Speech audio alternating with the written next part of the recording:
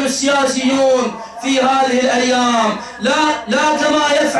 كما تفعل هذه الحكومة التي انتخبها الناس،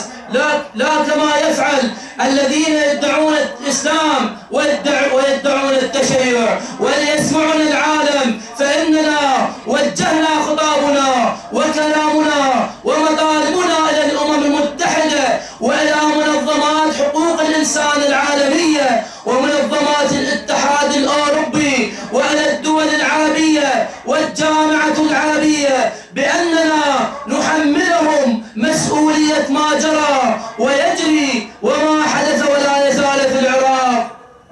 ونطالبهم برفع الحيف والظلم عن العراقيين الذين عانوا وما زالوا يعانون من الاحتلال وأذنابه من سياسيين مفسدين وسراق، بحل هذه الحكومة الفاسدة وتشكيل حكومة انتقالية، بتشكيل حكومة انتقالية تهيئ لانتخابات مدنية خالصة بعيدة عن التحزبات الطائفية أو الدينية. ونطالب بمراقبين وقوات حفظ سلام تراقب حدود العراق لمنع سرقات ونهب ثروات العراق.